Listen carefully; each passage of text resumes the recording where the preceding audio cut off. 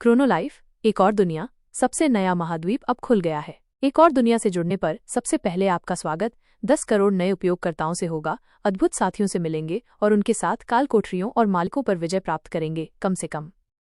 यह इस गेम के डेवलपर्स का दावा था। सिस्टम अलर्ट, एक नया चरित्र बनाया गया है, हमारे एमसी का स्वागत है। सिस्टम से अभिवादन सुनने के बाद नायक कुछ और सेकंड तक स्थिर खड़ा रहा और दूर तक देखता रहा। निस्संदेह नए महाद्वीप के दृश्य आश्चर्यजनक रूप से सुंदर हैं। हालांकि यहाँ कुछ ठीक नहीं है। यहाँ कोई क्यों नहीं है? वे सभी वादा किए गए 10 करोड़ नए उपयोगकर्ता कहाँ गए? और वो चीज़ क्या है? वो एक फावड़ा पकड़े हुए है, यह न समझते हुए कि डेवलपर्स उससे इस वस्तु के साथ क्या करवाना चाहते थे। एमसी ने फावड़ा जमीन में घूम दिया। उसी क्षण उसके पैरों के नीचे की मिट्टी एक चमकीली नीली रोशनी से चमक उठी। अचानक पृथ्वी का एक विशाल खंड हवा में उड़ गया। ऐसे प्रदर्शन ने उस लड़के को सचमुच पत्थर बना दिया। वो खंड उसके पैरों के पास धम से गिरा और एमसी अभी भी एक पल के लिए सदमे में खड़ा उस चीज को हैरान होकर देखता रहा। ये क्या बकवास है? क्या मैं गलत गेम में आ गया? उसने सोचा, ये नहीं जानता कि इस पागल मिट्टी के टुकड़े से और क्या उम्मीद की जाए। उस लड़के ने हल्के से फावड़े से उस ब्लॉक को पोक करने का फैसला किया और फिर एक छोटा सा विस्फोट हुआ। मिट्टी का वो टुकड़ा एमसी की आंखों के सामने गायब हो गया और उसकी सूची में प्रकट हो गया। उसी समय ऐसा लग रहा था जैसे क्रोनोलाइफ के लेखकों ने बस मानव जाति के सबसे लोकप्रिय गेम से बुनियादी यांत्रिकी चुरा ली थी, ये देखने के लिए कि क्या ऐसा ही कुछ और चीज के साथ काम करेगा। एमसी पास के एक पेड़ की ओर दौड़ा और जैसे ही उसने फावड़े से तने पर मारा, पेड़ का एक टुकड़ा टूट गया और उसकी सूची में गिर गया। तुरंत बाद सिस्टम ने खिलाड़ी को सूचित किया कि एक नया क्राफ्टिंग आइटम उसके सामने दिखाई देने वाली विंडो में उपलब्ध है। उपयोगकर्ता को लकड़ी के एक टुकड़े से कुर्सी बनाने के लिए कहा गया था, लेकिन क्या ये वास्तव में इतना आसान होने वाला था? एक क्लिक से कुर्सी नहीं बनाई जा सकती। इसके बारे में सोचने के बाद एमसी ने क्राफ्ट की पुष्टि की। उसी क्षण एक लकड़ी की कुर्सी उसके ठीक सामने साकार होने लगी। आखिरकार कुर्सी बन गई और लकड़ी का ब्लॉक खिलाड़ी की सूची से गायब हो गया। अपनी कुर्सी पर वापस बैठते हुए एमसी खुशी से हंसा और टिप्पणी की कि ये काफी असामान्य था। लेकिन उसकी ये खुशी ज्यादा देर तक नहीं टिकी, क्योंकि बहुत जल्द उसे एहसास हुआ कि वो अकेला है। वो वास्तव में कहाँ गया था? क्या ये वास्तव में क्रोनोलाइफ है? क्या ये गेम एक आरपीजी नहीं था जहां आप राक्षसों को मारते हैं और स्तर बढ़ाते हैं? सिस्टम अलर्ट, क्राफ्टिंग कौशल का स्तर बढ़ गया है। एमसी के लिए और आइटम क्राफ्टिंग के लिए उपलब्ध हैं।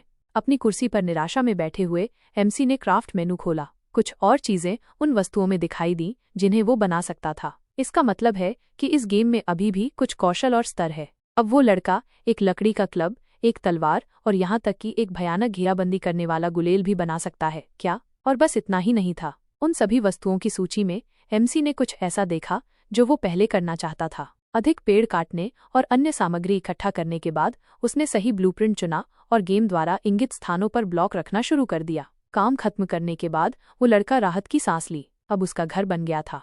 संयोग से गेम प्ले उतना नीरस नहीं निकला जितना उसने मूल रूप से कल्पना की थी। उसके नए घर का इंटीरियर बहुत वांछित था, लेकिन आखिरकार यह उसका पहला काम था। खुद से संतुष्ट किंग जिस बिस्तर पर लेट गया, उसने हाल ही में ये बनाया था। ये दुनिया इतनी बुरी नहीं थी और यहाँ के बिस्तर काफी आरामदायक हैं। ये एमसी के असली घर से कहीं ज्यादा आरामदायक है। खैर, ये तो अपेक्षित ही था। वो लड़का खुद दक्षिण कोरिया के एक छोटे से अपार्टमेंट में रहता है।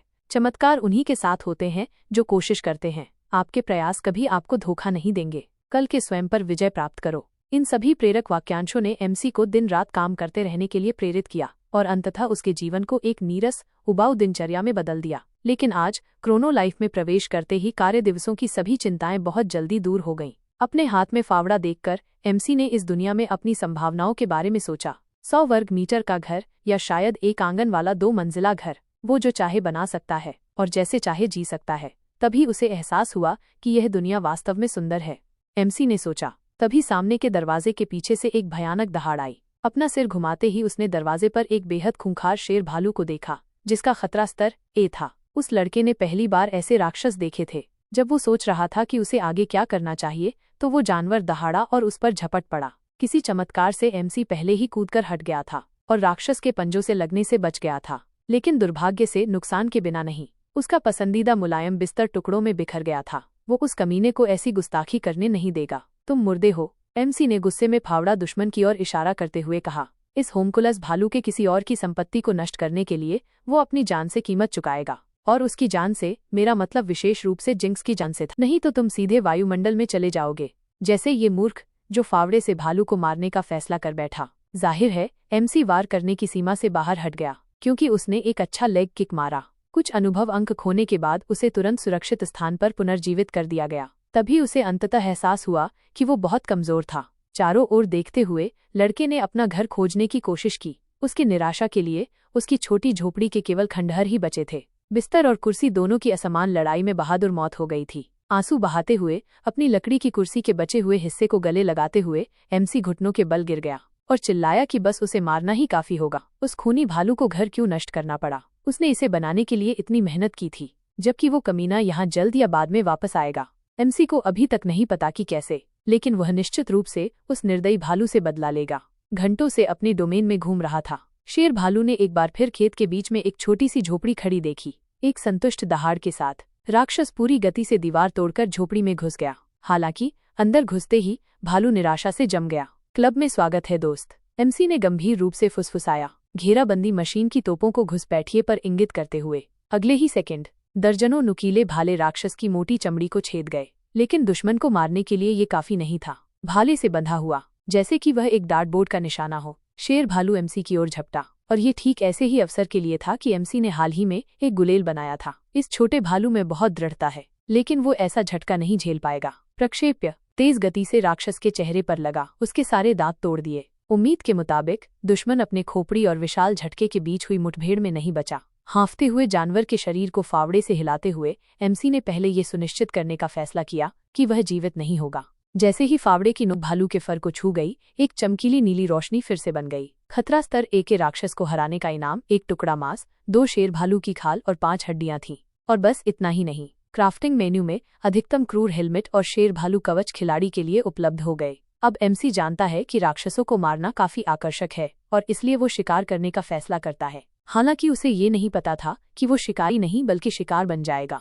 जैसे ही उसने क्राफ्ट मेनू बंद किया, किसी की परछाई उस पर पड़ी। पीछे मुड़ते ही उस लड़के ने विशाल प्राणियों की भीड़ देखी। उनकी मुलाकात उतनी ही जल्दी खत्म हो गई जितनी जल्दी शुरू हुई थी, और इसलिए एमसी चौथी बार मर गया। फिर 12वीं बार, 49वीं बार राक्षसों ने उसका घर जला दिया और लड़के को फिर से उड़ा दिया। अपनी 118वीं मौत पर उसे आखिरकार संदेह होने लगा।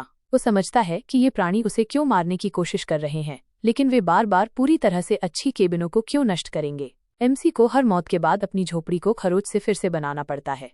ये सब उसे सोचने पर मजबूर करता है कि क्या ये लोग जानबूझकर उसे गुस्सा दिलाने की कोशिश कर रहे हैं। चूंकि ऐसा है तो उन्हें वो बिल्कुल नहीं मिला जो वे चाहते थे। क्या उन्होंने सच में सोचा था कि वे एमसी को इस तरह गेम से बाहर निकाल देंगे? नहीं, अब उन्होंने उसे इतना गुस्सा दिला दिया है कि वो यहाँ से किसी भी कीमत पर नहीं जा रहा है। बार बार उसका जन्म होगा, लेकिन वो फिर भी उन सभी राक्षसों को जल्द या बाद में मार डालेगा।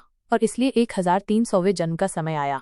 बेचारे खिलाड़ी की छोटी झोपड़ी को एक बार फिर से चीर फाड़ करने की उम्मीद में राक्षस एक राक्षसी अनुपात की संरचना के सामने आए। ऊंची चोटी वाली इमारत चारों तरफ से सभी प्रकार की तोपों से लैस थी, और चोटी के सबसे ऊंचे बिंदु पर मुख्य पात्र एक भयावह अभिव्यक्ति के साथ सिंहासन पर बैठा था। राक्षसों को यह समझाने के बाद कि वे उससे लड़ाई नहीं करेंगे, एमसी ने उन्हें अपने बॉस को उसके पास लाने का आदेश दिया। उसी क्षण उसने पास में एक उड़ते हुए जानवर की चीख सुनी। उसका मुंह खुला हुआ था, वह प्राणी अपने शिकार को निगलने ही वाला था कि अचानक एक लेजर बीम उड़ते हुए राक्षस को छेद गया, उसके शरीर को टुकड़ों में फाड़ दिया। वो शॉट बाकी दुश्मनों के लिए एक चेतावनी थी। अगर वे अभी कार्रवाई में नहीं आते हैं तो उन्हें एक एक करके गोली मार दी जाएगी। लेकिन वे बस खड़े क्यों हैं और हिल नहीं रहे हैं? क्या तुम डर गए? एमसी ने ओमिनसली मुस्कुराते हुए पूछा। इस आत्मविश्वास भरे भाषण ने राक्षसों की एक सेना को उकसाया। वे युद्ध में दौड़े, लेकिन उसी सेकंड में उनमें से अधिकांश महल की रक्षात्मक तोपों से गिर गए। कुछ अभी भी पूरी गति से दीवार से टकराकर गोलियों की बौछार करने में कामयाब रहे। उनके प्रयासों ने केवल एमसी की हंसी को ही उकसाया। उसने जानबूझकर कुछ राक्षसों को इतना करीब आने दिया कि उन्हें आग फेंकने वालों से जला दिया जाए। युद्ध का मैदान एक जीवित नरक बन गया था। राक्षसों के अवशेष स्थिति की निराशा को महसूस करते हुए इस झुलसे हुए स्थान से भागने की कोशिश करने लगे, लेकिन बॉस ने इन दयनीय मूर्खों की कायरता की सराहना नहीं की। उसका नाम ग्रांटूरिस है और वो दूसरी दुनिया के राक्षसों का बॉस है। जिसने भी दुश्मन से पीठ फेरने की हिम्मत की, उसने उसे अपने विशाल पंजों से कुचल दिया। ग्रांटूरिस उसके सामने फिर से प्रकट हुआ, और इस बार एमसी उसे हमेशा के लिए रोकने की उम्मीद करता है। बदले में राक्षस बॉस खुद को यकीन था कि एमसी निराशाजनक था, चाहे उसकी इमारत कितनी भी ऊंची या विशाल क्यों न हो। ग्रांटूरिस को सांस लेने से रोकने का कोई तरीका नहीं था। हमला चार्ज करते हुए बॉस ने पूरी शक्ति से जलती हुई जेट को छोड़ा। बस इतना ही। एमसी की आवाज आई जैसे ही आग बुझी। ग्रांटूरिस ने पहले कहा था कि संरचना कितनी भी ऊंची या विशाल क्यों न हो, इससे कोई फर्क नहीं पड़ता। उसने कहा कि माना जाता है कि उसकी सांस का कोई प्रतिरोध नहीं कर सकता।